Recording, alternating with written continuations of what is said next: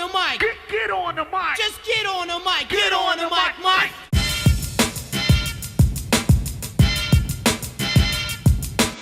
Hey everybody, what's going on? Welcome to Get on the Mic. That's where you put me in front of a microphone with a few notes and I talk about some of the more interesting things that have happened throughout the world of entertainment or whatever else I feel like talking about. And we've got a pretty stacked show today. But of course, something happened at the theater last night that I got to talk about. I'm not going to get mad or anything because in a way, I was kind of victorious. I went to go see Adrift last night, which I really wasn't looking forward to. I will say half that movie was better than I thought it was going to be. I'm not going to call it a great movie or anything. I'm going to be working on my my review later today, so it should be up later today sometime. But what I want to talk about is talking people again. People talking during a movie. I went into the theater and I was the only one in there and I was hoping I'd be the only one in there, and then of course it turns out that I wasn't. A little before the previews came on, maybe, I don't know, 2 or 3 commercials before, a group of 4 walk in, a couple guys, a couple girls, probably mid to late teenagers, I would guess. At least they were acting like kindergartners, but you know, you just never know nowadays how old some people are. But so anyway, they come in and I understood why they asked me this question, because the outside of the theater didn't have Adrift on anything. I think they had like 3 other movies on the little sheet saying these are the movies that are playing. There was like Solo, Rampage, and something else. And they asked me, is this supposed to be Adrift? I said yes.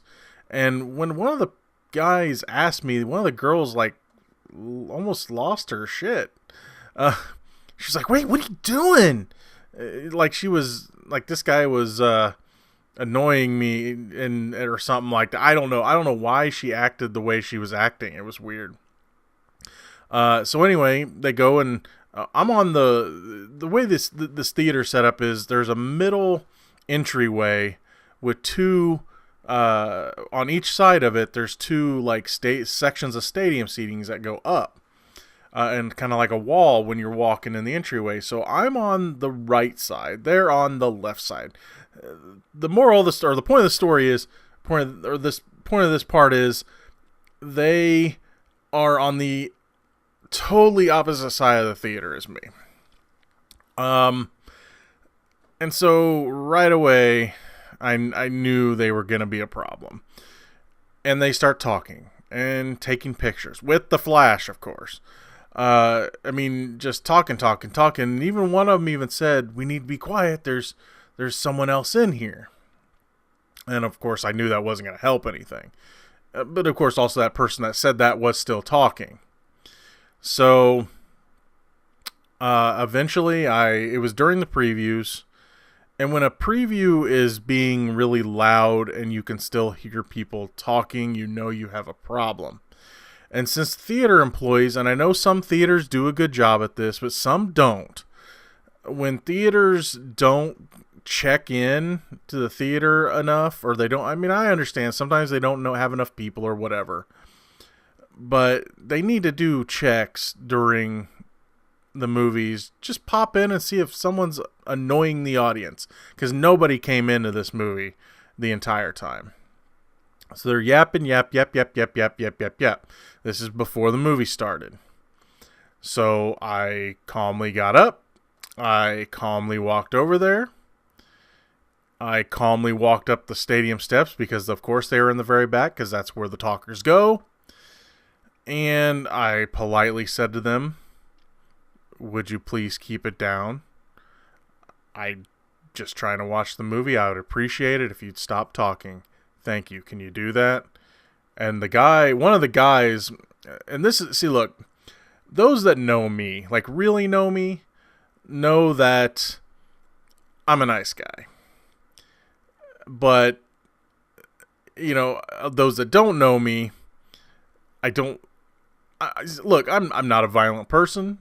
I try not to lose my temper. It happens. It happens to all of us. But this guy, of course he didn't know me. I'm 6'3" and 100 pounds. I honestly don't know how much I weigh. I'm a big dude. Y'all know that. This kid was looking at me like I was going to beat him up in front of his girlfriend. I didn't even raise my voice. I was nice. I was calm. I was giving him a chance to shut up. I thanked them and I walked away. I went and sat down. The movie starts, and of course they start talking again.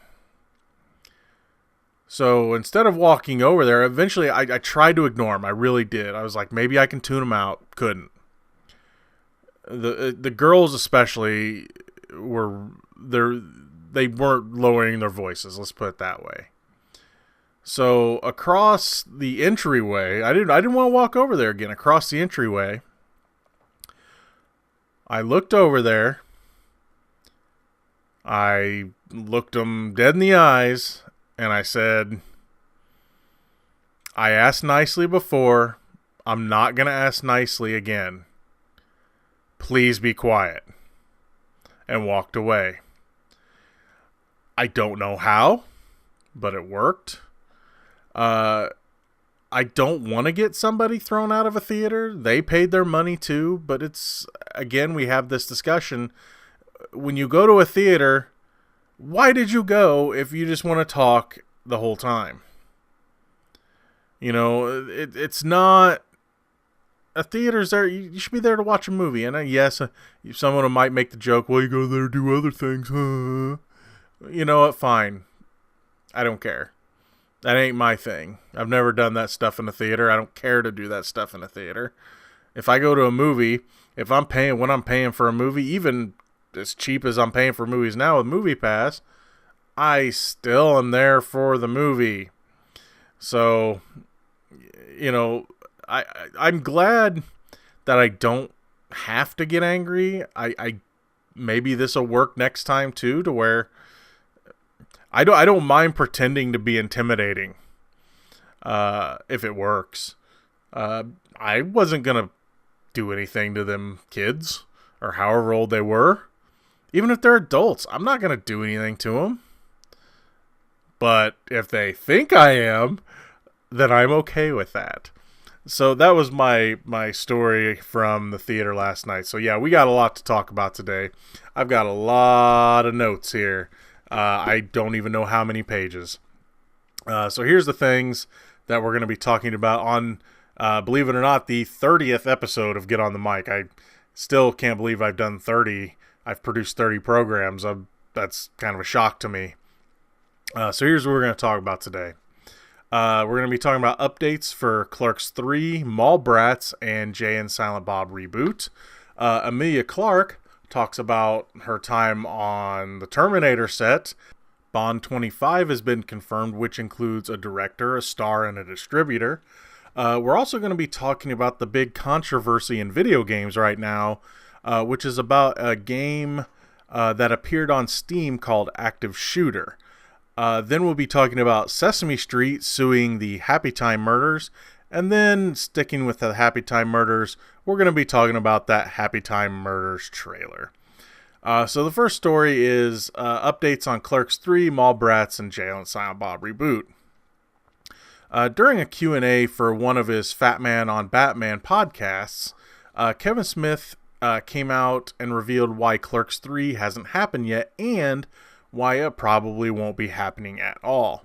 He said this, quote, "There was going to be, I wrote it and I wanted to do it, but one of the cast didn't want to do it, and without that person, we can't make it, so no. So I might publish it as a comic book script instead." A while back, Smith revealed that Clerks and Clerks 2 star Jeff Anderson, who played Randall in both movies, was the holdout and what was keeping the movie from happening. Smith elaborated more on this by saying that the movie wouldn't be what it was meant to be without the character of Randall. While not a full-time actor, Jeff Anderson has been in a few smaller movies as of late, but the last big movie that he was in was Zack and Miri Make a Porno for Kevin Smith, which came out in 2008.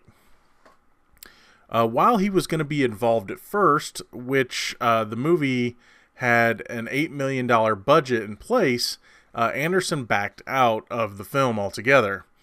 Smith said that once the character of Randall was no longer part of the movie, it wouldn't be, it'd be impossible because the movie was, quote, a Randall movie. So it doesn't sound like we're getting Clerks 3 unless we get it in, say, comic book form. I wouldn't even think they'd do a cartoon because they'd still want Randall to do the voice. But I could see him doing it in the style of the animation in comic book form. It's not exactly what fans of Clerks would want, but hey, you know, I guess we'll take what we can get.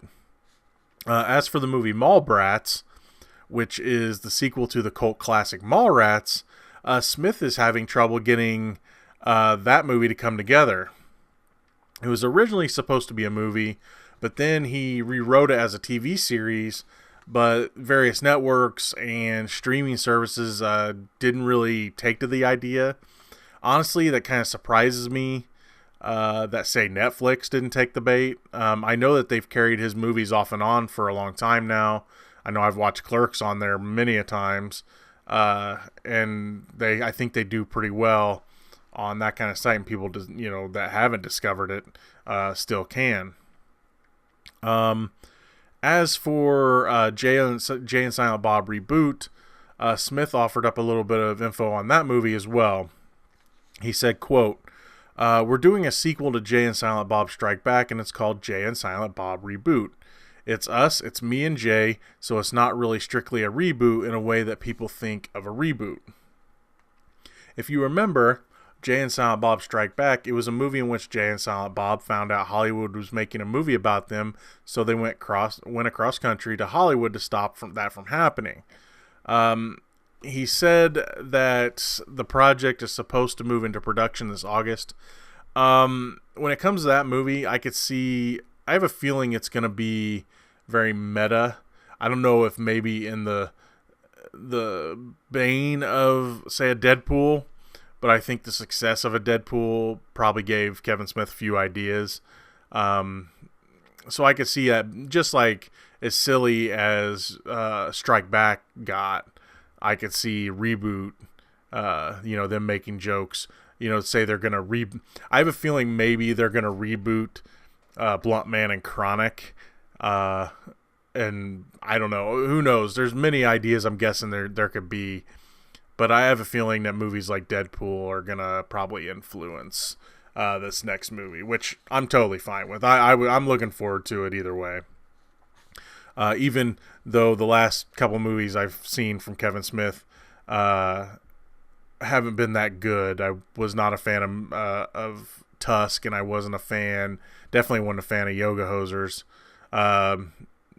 You just see Brad the Cinema Snob and I's review of that we did whenever we met by accident at a theater, and we did a review for his channel. He just like, "You want to do this review? Okay." We kind of let Kevin Smith have it, even though both of us still love his work and want to see him do well. And also I found out, and I didn't know this, I guess Kevin Smith directed a movie called Hollyweed. Just kind of went under the radar. The only thing I can find out about it, I can't find it anywhere streaming or anything. The only thing I can find out about it is that it exists. That's all I know. So anyway, I always look forward to Kevin Smith stuff, even though, he hasn't been giving me too much to get excited about as of late. But that being said, this Jay and Silent Bob reboot movie does pique my interest. Next we're going to be talking about Emilia Clarke talking about her time on the Terminator Genesis set. Were you a fan of the last Terminator movie, Terminator Genesis? I'm guessing it's going to be a small group of people out there. No? Well, that's okay, because neither was star Emilia Clarke, who played Sarah Connor in the reboot sequel thing, whatever they want to call it. While the movie did make some money, the poor reception for it made the studio decide to go in a completely different direction. They pretty much decided, in a movie about time traveling and erasing history, they decided to, erase some history. In an interview with Vanity Fair, Clarke talked about the problems the movie's production had. So see, not only did the movie suck, the production of it sucked. She mentioned that the movie's director, Alan Taylor, who she worked on 7 episodes of Game of Thrones with, had issues on the set. She said, quote, "He was not the director I remember. He did not have a good time. No one had a good time," end quote. She also said that he was, quote, "eaten and chewed up," which I would assume would be referring to the studio having their way with him in his project. She also said that she was, quote, "relieved that she didn't have to return to the role." And she also talked about how the production of the movie was so bad that word spread to the set of, get this, Josh Trank's Fantastic Four set, Fanforstic set, which was shooting nearby. The Fantastic Four, again, Fanforstic crew members responded by wearing jackets that read, "At least we're not on Terminator." Of course, we all know how that movie turned out. So it's hard for me to imagine the Fanforstic crew and cast, and especially director, how they can make comments about a movie not going very well. Granted, it sounds like maybe they at least were okay on set, even though the movie sucked. While I'm not really excited for the newest installment of The Terminator, which does see the return of Linda Hamilton as Sarah Connor, at least it won't be a sequel to Genesis. It sounds like maybe they're probably even going to erase 3 as well, because, of course, Sarah Connor was dead in that movie because they found weapons and stuff in her coffin. The next story I want to talk about is Bond 25. Bond 25 has officially been confirmed. This includes a director, a star, and a distributor. First, who won the distribution war for the Bond franchise, you ask? Sony had a 4-picture deal, with the underwhelming Spectre being the 4th of that 4-picture deal. So after that, I think it was time for someone else to pick up the reins, and every studio, except for Disney, if you can believe it, was trying to secure the rights to the long-running franchise. Universal Pictures ended up being the winner of the contest. Their track record with franchises such as the Fast and Furious series as well as the Jurassic series are part of the reason that they won the bid. Also, Duncan Clark, who is the president of distribution at Universal Pictures International, was a consultant on Casino Royale, which was one of the more successful Bond movies from the 4-year deal.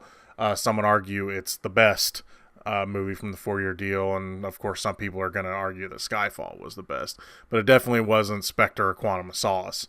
Other studios were in the running as well. Warner Brothers, Paramount, as well as Fox, but Fox definitely wasn't going to get it because of their uncertain future, kept them out of it, which of course that's the who's going to buy them, whether it be Disney or Comcast. Please be Disney. Now that we got that out of the way, who's going to be directing this movie? It's been a rumor for a long time that Danny Boyle would be taking the lead on Bond 25, and now that we know that those rumors are true, Eon Productions and MGM finally announced that Boyle is their guy. They said in an official statement, quote, "We are delighted to announce that the exceptionally talented Danny Boyle will be directing Daniel Craig in his 5th outing as James Bond," end quote. It's also been announced that the movie's script will be written by John Hodge, who is a constant Danny Boyle collaborator. He not only wrote both Trainspotting movies, but the underrated films The Sweeney and Trance, the latter also being a Danny Boyle movie. If you haven't seen Trance, that's a really just weird movie, but it's really good. And here's an odd Danny Boyle Bond connection that you probably know about this, but I'm just gonna say it anyway. Danny Boyle directed the London Olympic opening ceremony back in 2012. So, as the official statement said, along with Craig confirming on The Late Show with Stephen Colbert back in August of last year, he will be returning to the role for the fifth and seemingly last time. He stated before that he, quote, just wants to go out on a high note, and, quote, he can't wait. Speaking of high notes, guess how much money is rumored to be Craig's final Bond paycheck? The number I'm about to say also does not include his executive producer credit on the film, nor any other endorsements and profits that the movie makes. The number that is being thrown out there is £50 million, which equals $66,332,250. Craig, who famously said that he'd rather slash his wrists than reprise the role, must have found the magic number to stop a suicide, which again is $66,332,250. I'm actually pretty on board with the team up of Craig and Boyle. That being said, I just want to see anything better than Spectre. Okay, the next story we're going to be talking about, we're going to be talking about the game Active Shooter and the controversy behind it. The video game Active Shooter has been causing a bit of an uproar after popping up on Steam last week. Long story short, this was supposed to be a game where you could either play as a SWAT team member. Well, that's nothing really new. There's plenty of SWAT games and stuff out there. You know, I can think of the Police Quest SWAT and Rainbow Six and things like that. Or you can play as the shooter during a school shooting scenario. While it's not the first game to ever feature a controversial, violent subject, even one about school shootings, I remember a Columbine Flash game coming out online shortly after that event happened. There's also Call of Duty Modern Warfare 2, which had its No Russian mission that had your character going undercover for the CIA, but your mission ended up having you have to help a group of Russians mow down the occupants of an airport. Of course, after much criticism, the game studio did end up making the mission optional to the player. Then there was also 2010's Medal of Honor, which allowed players to play as quote-unquote the Taliban in multiplayer mode, and the list goes on and on. When Active Shooter appeared on Steam, it instantly found opposition from many different sources, victims, parents, politicians, etc. The Steam page for the game described it as such, quote, pick your role, gear up and fight, or destroy. Only in Active Shooter, you'll be able to pick the role of an elite SWAT member or the actual shooter. Depending on the role, your objective might be to protect and extract or hunt and destroy. The game's developer, Revived Games, immediately went on defense, releasing a statement about their game. They said, quote, please do not take any of this seriously. This is only meant to be the simulation and nothing else. If you feel like hurting someone or people around you, please seek help from local psychiatrists or dial 911. They also put a disclaimer on the preview for the game, which reads, quote, Revived Games believes violence and inappropriate actions belong in video games and not in the real world, and insists that in no event should anyone attempt to recreate or mimic any of the actions, events, or situations occurring in this game. Later, they released an updated statement after negative rumblings began to surface about it, and it read, quote, I have wrote to Valve regarding this game and am waiting for the reply. After receiving such high amount of critics and hate, I will more likely remove the shooter's role in this game by the release, unless it can be kept in as it is right now. Of course, this didn't ease the anger, fears, or whatever that many people have had for even the idea of this game. With all the shootings that have been happening around this country lately, of course the timing is shit. A petition on change.org has garnered around 250,000 votes as of the taping of this podcast and will continue to rise after the fact, I'm sure. Of course, this really isn't necessary anymore because Valve Corporation, the company behind Steam, has already taken action against Revived Games. They have already not only removed the game, but they have banned the developer from the site as well. Valve released this statement about the situation. This developer and publisher is, in fact, a person calling himself Ata Berdiev, who has previously been removed last fall when he was operating as BC Interactive and Elusive Team.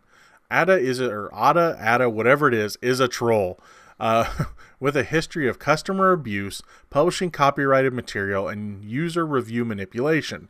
His subsequent return under new business names was a fact that came to light as we investigated the controversy around his upcoming title. We are not going to do business with people who act like this towards our customers or Valve.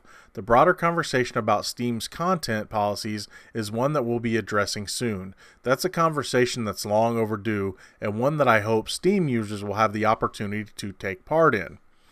When it comes to how I feel about this whole situation, I'm kind of in the middle. While the subject matter is definitely very insensitive, they do have the right to make and sell it. There are movies, books, etc. out there that are about fictional school shootings. There are tons of games about playing as a SWAT team, and there are tons of games out there where you can play as the bad guy and do many despicable things. This isn't new. I also believe that it's Valve's right to boot their asses off of their site for being insensitive tools, for making a game about school shootings when the fear of school shootings are, of course, at an all-time high. Eric Bischoff, the former executive vice president of World Championship Wrestling, once said this: "Controversy creates cash," which, of course, is exactly what I think the producers of this game were going for.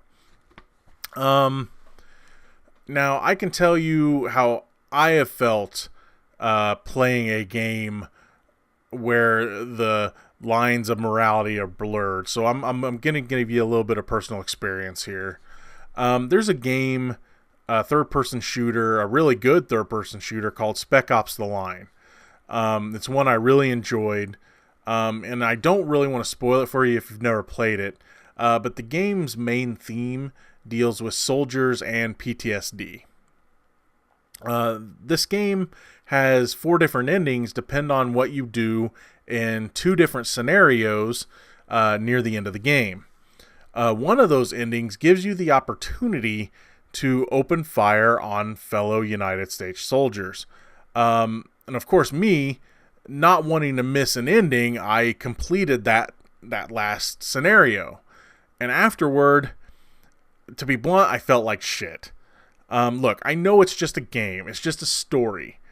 But having control of the soldier and doing those things that in real life are very wrong, it almost made me sick. I mean, I'm not kidding. I felt sick to my stomach after completing that part of the game. If it were a movie, I'd probably have no real issue with it, other than how the movie was making me feel, because it was just part of a larger story. And again, in this game, it was still just a part of a larger story, but having the control to do those things, having the control in my hands, it just made me feel not right. Honestly, I guess as gamers, or any consumer of entertainment for that matter, we just need to know what our limits are. We need to know what the limits for us and anyone we are responsible for are. My parents gave me a lot of leeway when it came to what I watched and what I played. I was young when I got into things that probably wouldn't be very age appropriate, but my parents made sure that I understood that the stuff I was playing, watching, whatever, wasn't real. Over time, I learned my limits to what I was okay with when it comes to content. If something makes me uncomfortable, I'll just skip it. I'm trying to do the same for my kids. Again, as distasteful as I think this new game is, the company does have every right to make it. And again, Valve has every right to not want them on their platform. I gotta say this, nothing is stopping them from releasing it. They can release it on their own website or something like that. But I can tell you this, I want nothing to do with it. I won't play it. My kids won't play it. If people want to play it, though, I mean, people play violent stuff all the time, it's their right. But for me, this game, it would never be for me. Let's move on. Something a little funnier, at least for a little bit. Sesame Street, or the makers of Sesame Street, for that matter, are suing the Happytime Murders. Have you heard of the movie The Happytime Murders? The trailer for the movie was released not too long ago, and we're going to be talking about that in a minute. But let's just say that the movie where Muppets, puppets, are a part of the lives of humans, like, for example, I don't know, Sesame Street or the Muppets, has gotten a lot of flack since that trailer was released. One group of people that wasn't too happy about the movie is the maker of Sesame Street themselves. They were so unhappy that they have attempted to sue the makers of the film, STX Productions, and just wait, there's more. Because boy, does this get a little complicated, and I won't get into everything, but boy, there's a lot of little things to who's behind these movies and everything, this movie and everything else, that it's just really interesting how this even happened. The main issue among many issues is that the tagline for the movie is "No Sesame, All Street," which of course makes you think of Sesame Street. While STX have claimed that every stage of the development was watched closely to not resemble, quote, anything Muppets or Muppet Monsters, there is no way that you would think of anything else after seeing this trailer. It looks like this is the dark side of Sesame Street, right? Here's another kicker, and this is what I was referring to just a second ago. The producer of the movie is the Jim Henson Company, which is ran by Jim Henson's kids. The director of the movie is Jim's son, Brian Henson. Who's making the Muppets, you ask? I'm sorry, the puppets. Of course, it's Jim Henson's Creature Shop. Try as they might, there is no way to separate the two. While Brian and Lisa Henson have not commented on the case, STX released a statement from Fred Esquire. Who's Fred Esquire, you ask? Their puppet attorney. I'm not kidding. They could not have trolled the Sesame Workshop any harder than they did with this. This statement from their puppet attorney, Fred Esquire, said this, quote, "While we're disappointed that Sesame Street does not share in the fun, we are confident in our legal position. We look forward to introducing adult moviegoers to our adorably unapologetic characters this summer." The case went really quick. In New York on Wednesday, Judge Vernon Broderick ruled that the upcoming Melissa McCarthy film can use the tagline, "No Sesame, All Street." Broderick said that the Sesame Workshop didn't do anything to demonstrate that moviegoers were confused or that sponsors had complained about the trailer in any way. STX had this to say in a statement about the verdict, quote, "We fluffing love Sesame Street, and we're obviously very pleased that the ruling reinforced what STX's intentions was from the very beginning, to honor the heritage of the Jim Henson Company's previous award-winning creations while drawing a clear distinction between the Muppets or Sesame Street characters and the new world Brian Henson and team have created." I'm sorry, the trailer does not separate them, but hey, look, I'm actually fine with what STX is trying to create. At least I was fine with it. Let's talk about the trailer, shall we? The Happytime Murders trailer. When I saw the first image released for the movie, which I'll pop up right here on the screen, I got excited. Look, I love all things Henson. If you saw Brad and I's review from Muppet Guys Talking, you'd hear how we feel about the Muppets and Jim Henson and things like that. I pretty much love any creation that he and his team has put on screen. There's been so many in so many different movies. It's not just Muppet movies, not just Sesame Street movies. I mean, look at their work on the Teenage Mutant Ninja Turtle movie, especially the work with Splinter. You got Dark Crystal. I mean, there's just so many different things that that they've been behind. As an adult and as a fan of cop movies and shows, the idea of a grown-up Sesame Street, or something that you could call that, or at least compare to that, had me intrigued.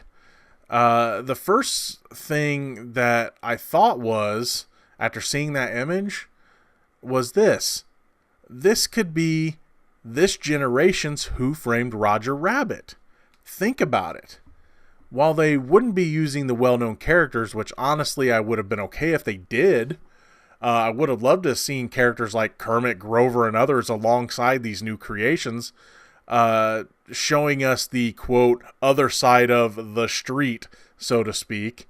Roger Rabbit handled the properties of Disney, Warner Brothers, and others with a hell of a lot of respect. And I, for one, have been waiting for another movie like that for a long time, where they would take something that existed, like they did with those characters, but then create new characters around them and show that there's more to the stories, right? I thought the Happytime Murders was going to be it. And then I saw that damn trailer. Look, well, I admit I got some chuckles out of my first couple viewings of the trailer. I mean, it was just like when you saw the trailer for like Team America or something like that. It's just so damn ridiculous that you can't help but laugh. So yeah, I got some chuckles from the first couple viewings. But then I realized that my dream of this being the next Roger Rabbit were dead, or at least probably dead. Instead of getting what could have been a damn masterpiece, is now probably going to just be another stupid Melissa McCarthy comedy. Probably more along the lines of stuff that's not spy. We'll just say it that way. Now, I do hope that I am wrong about this movie and that it's good. I really do. I really want it to be good. That being said, when the last scene of your trailer is a puppet silly string splooging all over an office multiple times, I think I'm going to be right about this one. And that's too bad, because the idea and the team behind it with those things, this one could have been really special. That's going to be all for the main stories this week. Let's jump into quick hits. So first, Morgan Freeman now has allegations against him for inappropriate behavior and harassment, allegedly on multiple movie sets. Now, I'm not going to go getting into details here because his story is forever developing and there's too many. But I now have to ask this question. Is it going to get to a point where finally every movie that I love is going to have someone in it that has done something horribly, horribly wrong? The real voice of Batman, Kevin Conroy, said in a statement that the reason Batman the Animated Series ended was simple. He said the creators, quote, ran out of ideas. First, thankfully Conroy still gets to play Batman off and on for different projects. And two, if that piece of crap Batman and Harley Quinn animated movie was any indication, they definitely ran out of ideas. Kevin Conroy also made some comments about another Batman, Christian Bale. When asked about the voice he used and Bale's performance, he said, quote, "It sounded weird. What can I say? It sounded like he had laryngitis. But he does Bruce Wayne. My God, he nails Bruce Wayne. He's a terrific actor. Did you see American Psycho? I mean, he's a wonderful actor, but his voice was weird as Batman." The only person, look, everyone has their opinions, but all I gotta say is this. If Kevin Conroy says you're weird as Batman, he is Batman. He should know. One of the best directors going today, Denis Villeneuve, who directed Blade Runner 2049, Arrival, Sicario, Enemy, and Prisoners, has revealed his plans for adapting the popular book Dune. He has said that it will be a 2-part movie. He said, quote, "I would have preferred to film both parts at the same time, but it would have been too expensive. We'll film them one by one." Both Ryan Reynolds and James Gunn want to make a Deadpool Guardians of the Galaxy crossover movie. After Gunn tweeted out how much he loved Deadpool 2, Reynolds tweeted back, "Thank you, James. Crossover?" And which Gunn responded with, "Yes, please. Look, this movie will probably never happen, but first, I love the idea, and second, never say never if Disney wins the Fox bidding war. Of course, the movie will probably be PG-13.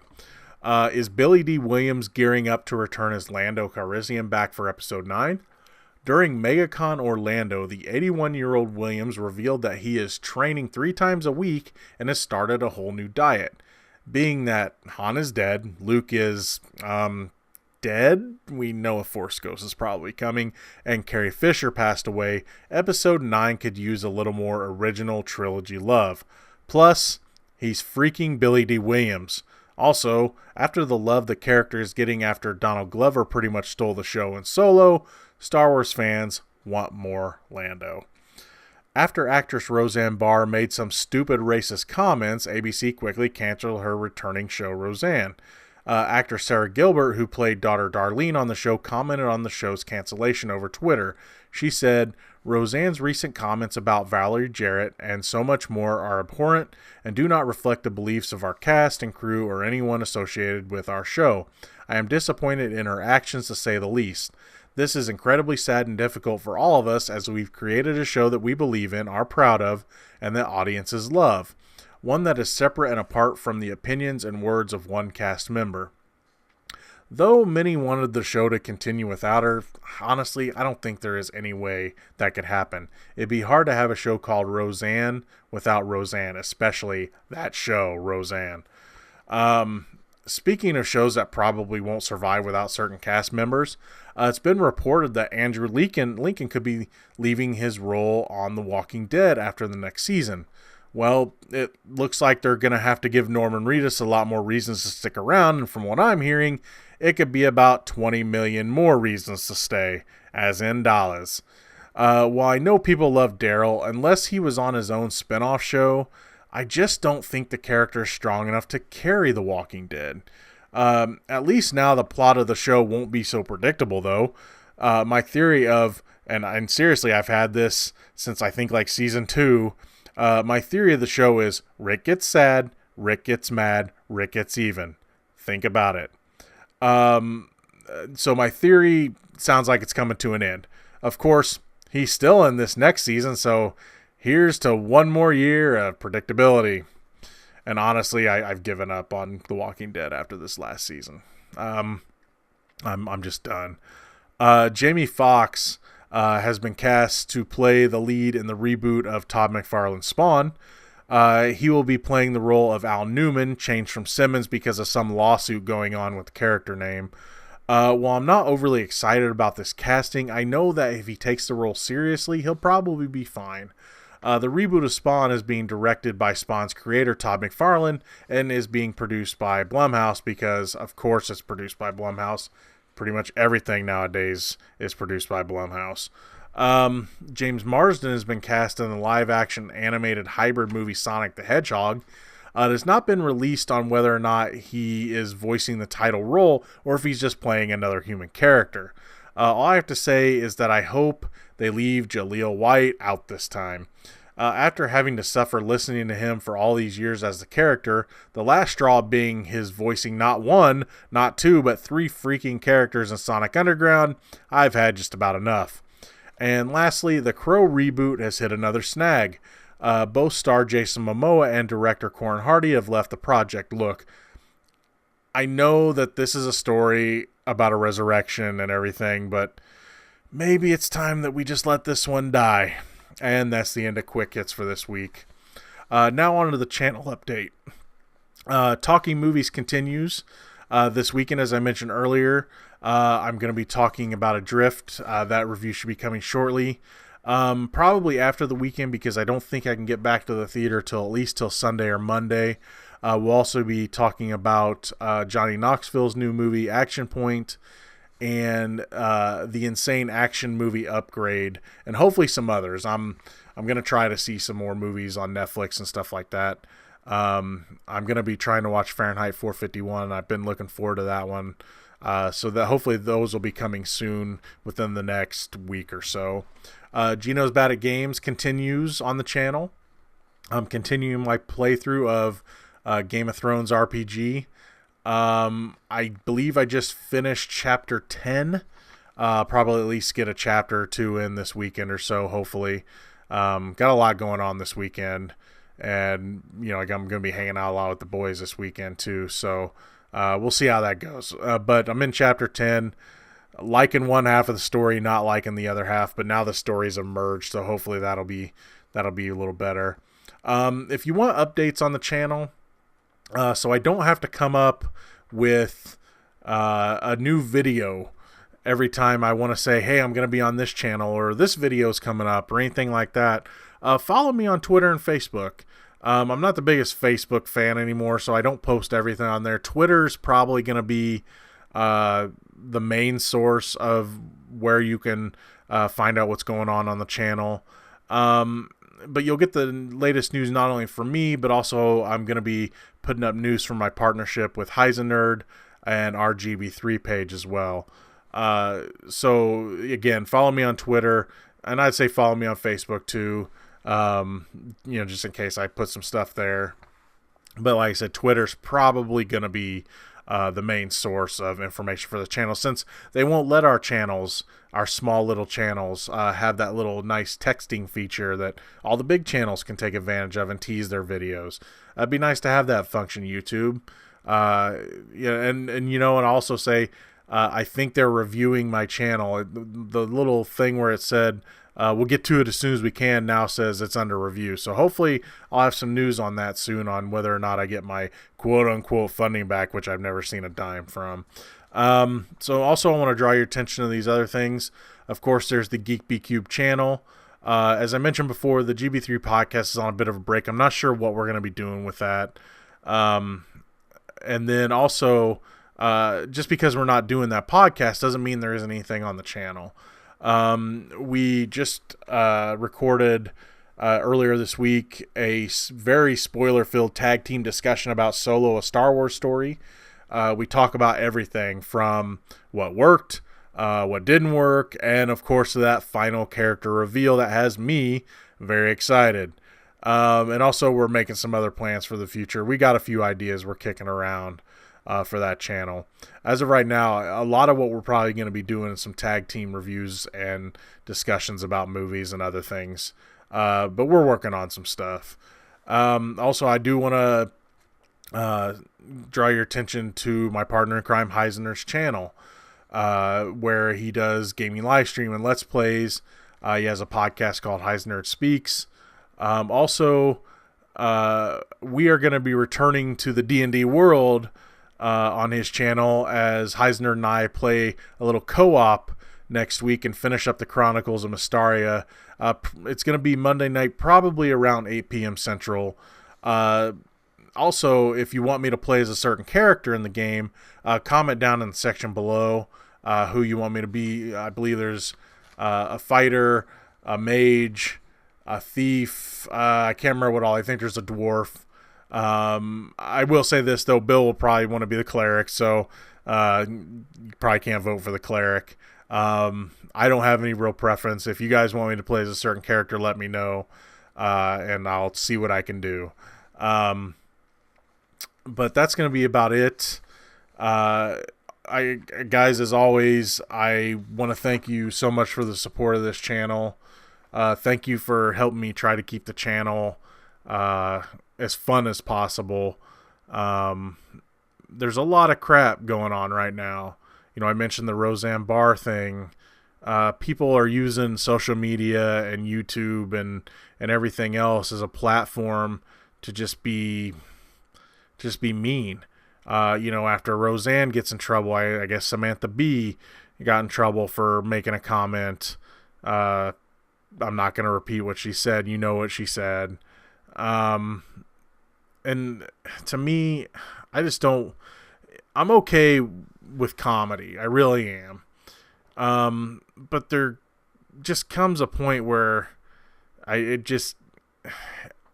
can get too mean. And especially if people are just saying hateful things. In the context of comedy, you can insult people with comedy and they know it's a joke. And then you can insult people in comedy and it's just being mean. And of course, Roseanne's claiming that she was, I think it was on Ambien and booze and everything else. And of course, that got Ambien to comment that that's not racism isn't a side effect, I just want to, we talk about stuff on this channel, and I do comment on people's performances and things like that. And every now and then I do throw a little personal jab in there because there are people in the industry that I have no respect for. But you know what? I'm not going to go into a horrible tirade. I've considered it before. I've talked about where I was going to do a real rant on Michael Bay, and I just got to a point where I don't want to be that hateful. I'll throw a little jab at him every now and then, but I don't want to be hateful. Even the people I don't like in the industry, I can respect their work if they do good work. I've commented about James Cameron, how there's a lot of his work I don't respect. I don't have anything personal against him, really. I don't know these people.